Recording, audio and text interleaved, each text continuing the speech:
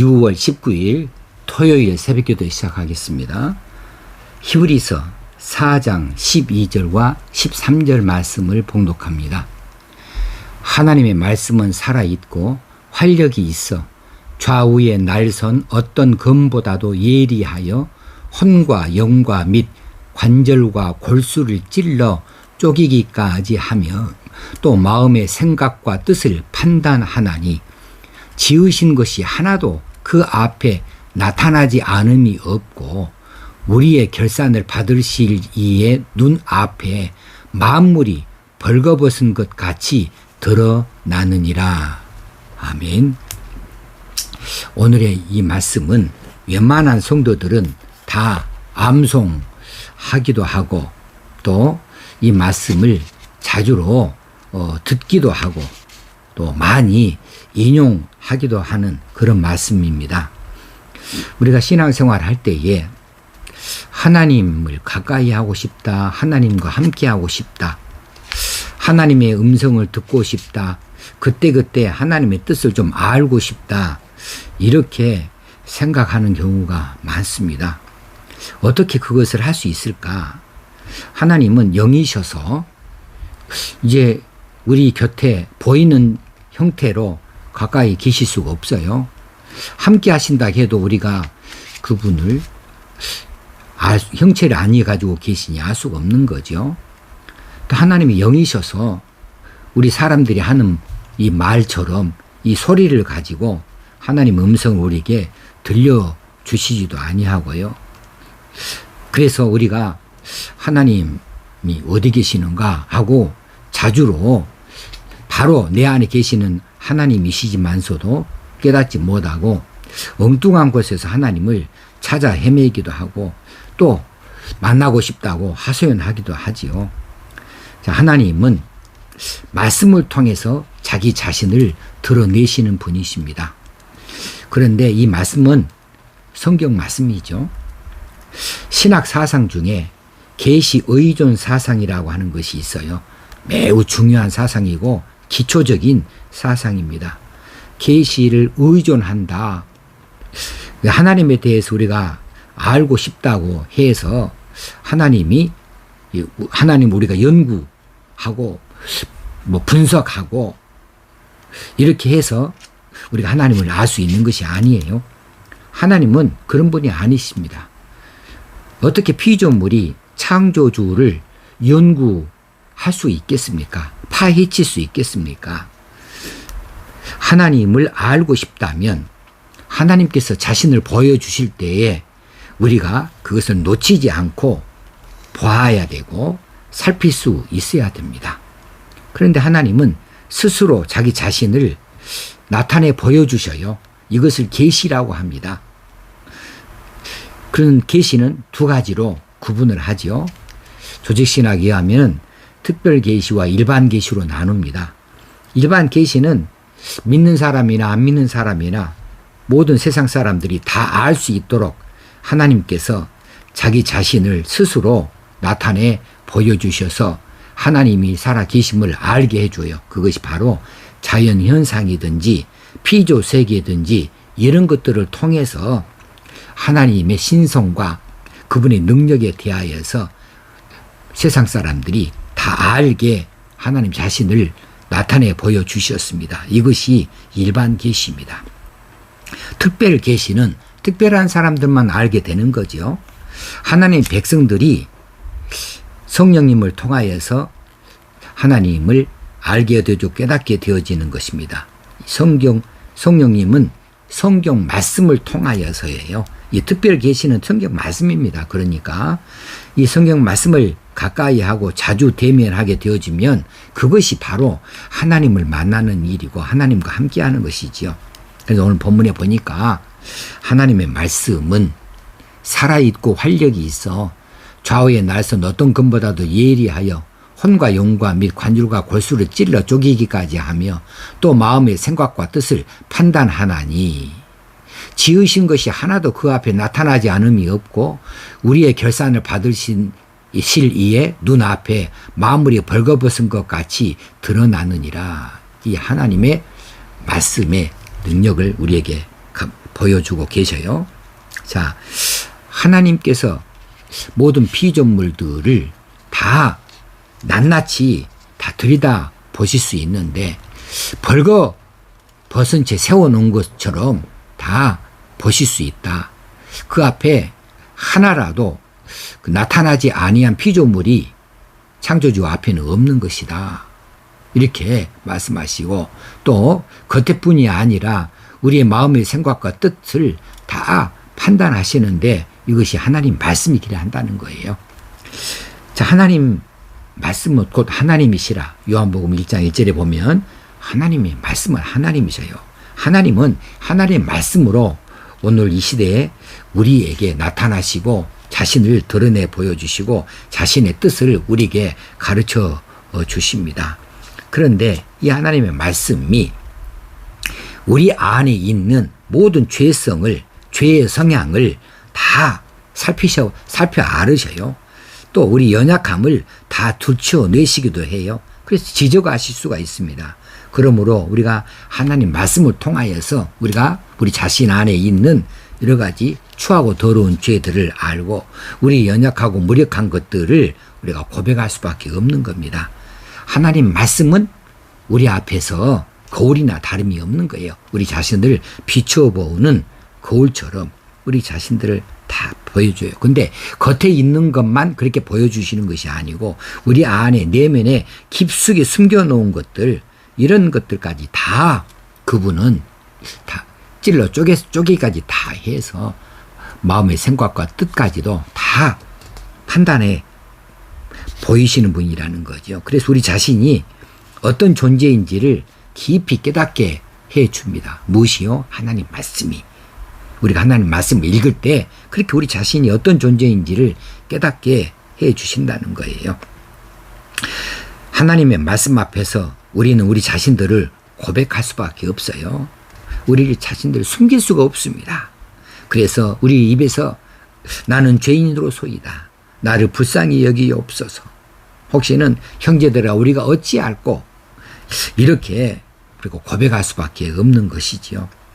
그런데 이 하나님 말씀은 이처럼 다 낱낱이 파헤치고 우리 자신을 드러내는 것만이 아니고 그것을 무엇이든지 이제 능히 행하실 수 있는 능력의 말씀이기도 하시거든요.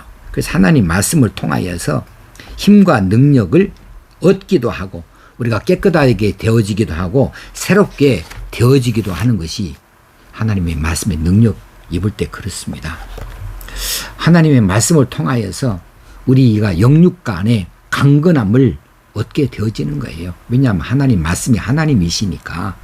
그래서 날마다 우리가 이 말씀을 듣고 받아서 하나님께서 주시는 은혜와 평강을 맛보고 우리 강건함을 얻을 수 있어야 되겠습니다. 이스라엘 백성들이 광야에서 하늘로부터 내리는 만나를 거두어서 그날의 양식을 먹을 양식으로 삼았습니다. 근데 그날 내려지는 만나를 어떻게 했던가요? 매일매일 그날 먹을 양만 거두어야 했어요. 그 다음날 어김없이 또 하늘에서 만나가 내립니다. 그리고 많이 거두어다가 쌓아놔도 다음날에는 먹을 수 있는 것이 아니에요. 다 그것들은 이제 쏙 없어질 것이니까 그래서 매일매일 신선한 하늘에서 내리는 이 먹을 양식 이것이 어김없이 내려줬고 그들은 그것을 받아서 자신들의 양식으로 삼았습니다. 그러는 것처럼 마찬가지로 오늘날 우리 성도들도 생명의 양식인 하나님의 말씀을 하늘로부터 내리는 이 말씀을 그날 거두어서 먹을 수 있어야 됩니다. 매일매일 하나님께서 내려주시는 이 생명의 말씀으로 그날을 우리가 힘있게 살 수 있기 까닭에 그렇습니다. 그래서 말씀을 날마다 살필 수 있는 것이 매우 소중한 일이에요. 어떻게 하면 하나님의 말씀을 받고 하나님의 말씀을 거두고 어떻게 하나님 말씀을 사용해야 할까? 그냥 무조건 하나님 말씀을 읽기만 하면 설교를 듣기만 하면 그냥 은혜를 받고 능력을 얻고 새로워질 수 있는가? 그것은 아니지요. 말씀을 지으신 이가 우리를 누구보다도 더 잘 아시는 분이 개입하셔야 이 성경이 계시의 말씀으로 우리에게 들려지게 되는 거지요. 성경은 불신자가 읽을 때에는 그냥 역사책이기도 하고 철학책이기도 하고 도덕책이기도 할 수 있어요. 성경은 그냥 활자로 찍혀진 그냥 한 권의 책이 될 수도 있어요. 그런데 성령께서 우리들의 마음을 주장하시고 이 말씀 우리에게 적용을 시켜 주실 때에 그때는 하나님께서 하시는 하나님의 말씀으로 우리에게 들려나게 되어지고 또 우리에게 적용이 되어지기도 하는 거죠. 그래서 성령께서 개입하시면 이 말씀이 계시의 말씀이 되는 겁니다. 비뚤어진 양심과 이 잘못되어진 이 가치관을 가지고 그런 눈을 가지고 하나님의 말씀을 읽을 때에 제대로 이해할 수도 없고 깨달을 수도 없는 거죠. 저는 난시 이 눈을 가지고 있어요. 최근에는 이제 원시도 아주 많이 진행이 되어져서 겹쳐지게 돼서 안경을 다시 맞출 수밖에 없었습니다. 그랬더니 그동안에 잘 보이지도 않고 또 혹시는 겹쳐 보이던 이런 글자가 이제는 제대로 보이게 되어졌어요. 그러니 안경을 쓰지 않고는 글을 읽기도 힘들고 쓰기도 불편해요. 성경 말씀은 마치 우리가 어떻게 무엇을 쓰고 보느냐, 어떻게 도움을 받아야 되는가 할 때에 성령님이 개입하셔야 성령께서 안경 역할을 해 주셔야 이제 계시의 말씀이 되어지는 겁니다. 성령께서는 이 말씀의 저자가 되어집니다. 모든 성경은 하나님의 영으로 다 쓰여졌다 했습니다. 하나님의 영은 성령님을 가리키죠.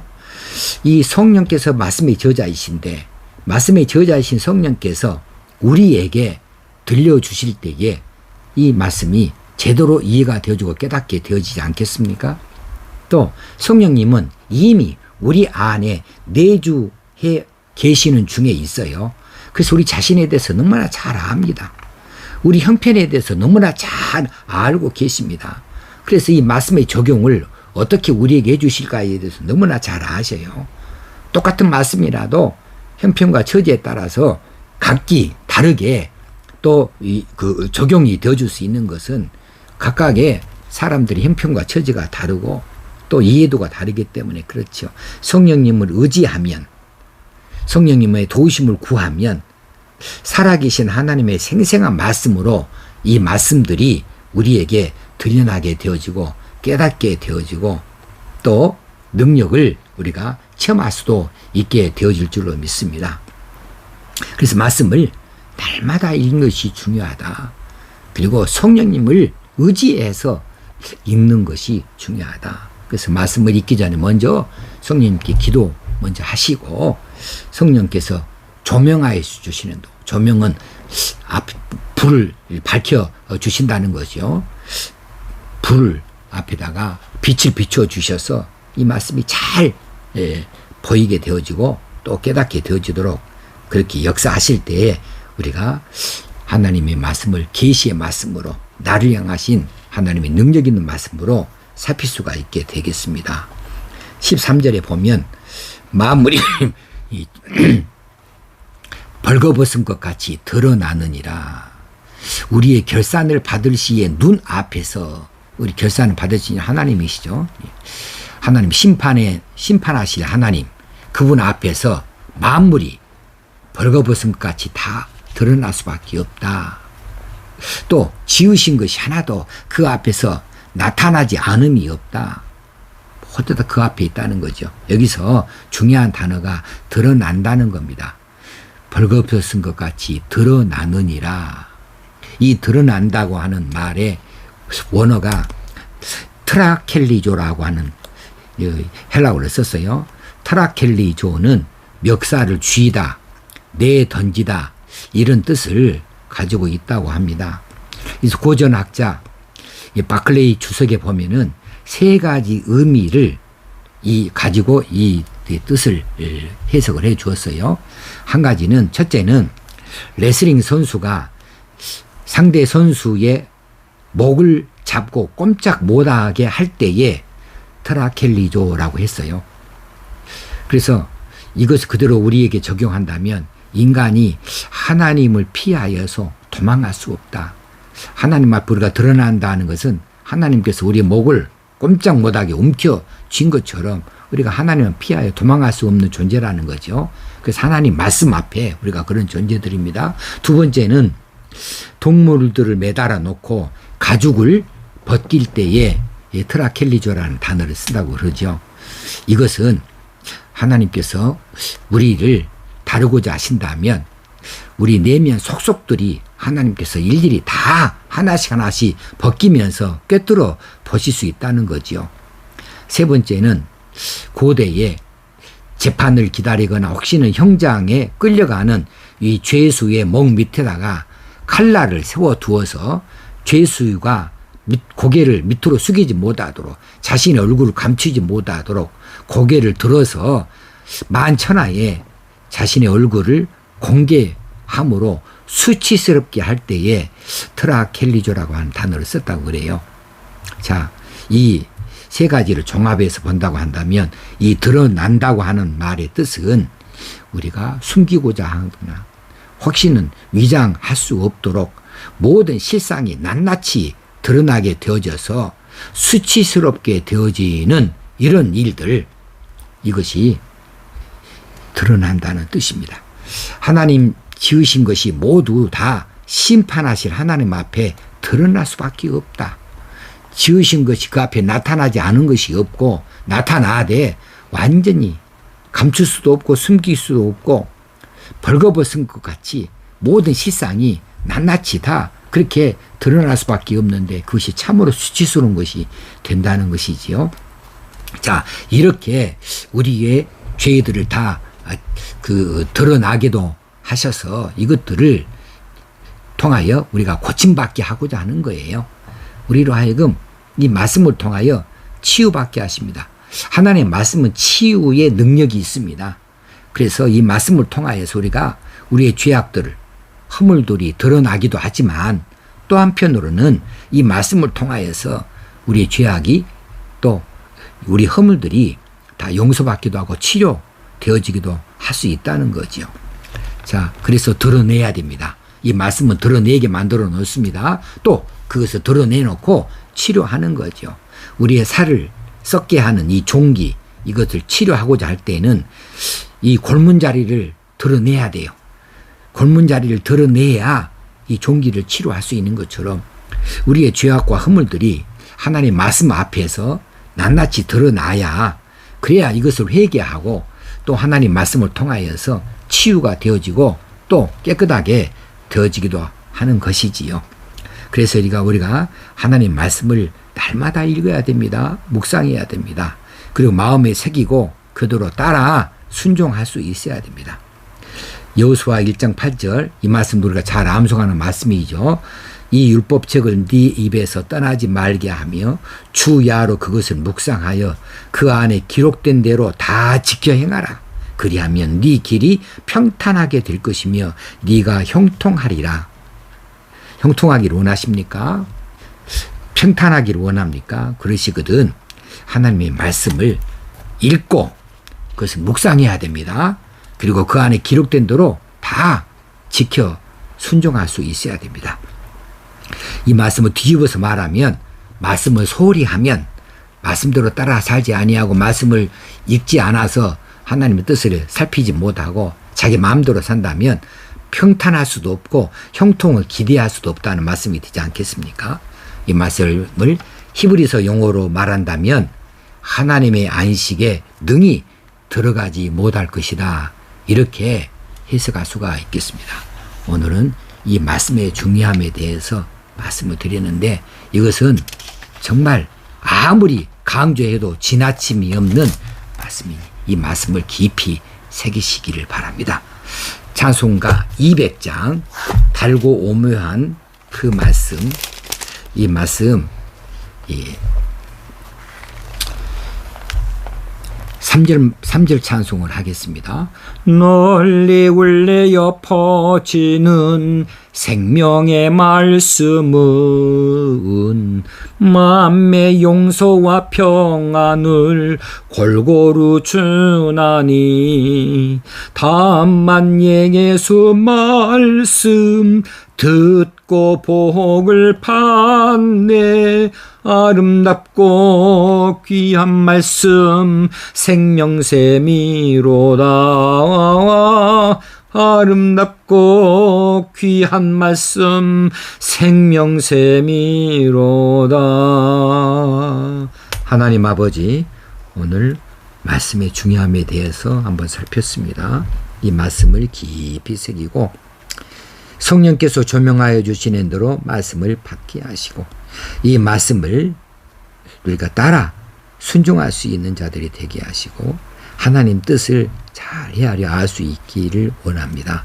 우리의 죄들을 그저 막연히 우리가 생각할 것이 아니고 말씀을 통하여 낱낱이 우리가 드러나게 하시고 또 이것을 하나하나 회개함으로 이 말씀을 통하여 또 치료 받게 되어지기도 원합니다. 우리가 힘없고 연약하오니 이 말씀이 우리 안에 능력이 되어져서 이 힘들고 어려운 세상을 이겨나갈 수 있게 역사하여 주시옵소서. 성령님, 우리가 말씀을 읽을 때마다 꼭 곁에 계시고 우리에게 가르쳐 주시옵소서. 오늘도 말씀으로 사는 하루가 되어지길 원하옵고 예수님의 이름으로 기도합나이다. 아멘.